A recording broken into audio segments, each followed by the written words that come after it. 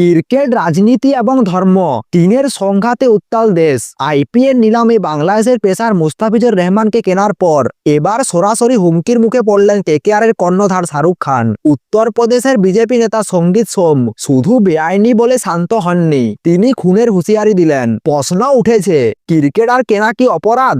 আর দেশের নিরাপত্তা নিয়ে এই মন্তব্য কতটা গ্রহণযোগ্য?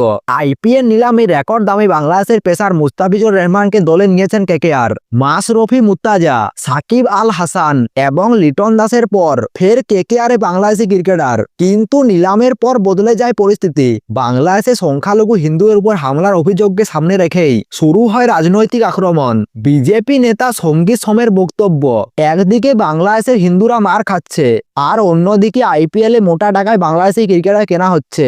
এই দেশের বেঈমানদের বেঁচে থাকার কোনো অধিকার নেই। এই মন্তব্য ঘিরে তৈরি হয় বিতর্ক।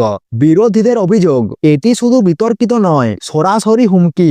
সঙ্গীত সোম এখানে থামেননি, তিনি বলেন মুস্তাফিজুর রহমানের মতো ক্রিকেটাররা বিমানবন্দরে বাইরে বেরোতে পারবেন না। তার এই বক্তব্যের পর প্রশ্ন উঠছে, আইপিএল খেলতে আসা বিদেশি ক্রিকেটারদের নিরাপত্তা নিয়ে এই বিতর্কে ঘি ঢেলেছেন উজ্জয়নের ঋণ মুক্তেশ্বর মহাদেব মন্দিরের প্রধান পুরোহিত মহাবীর নাথ। তার বক্তব্য, যদি ওই বাংলাদেশিকে দলে রাখা হয় তাহলে হিন্দুবাদীরা স্টেডিয়ামে ঢুকে আইপিএল বন্ধ করে দেবে।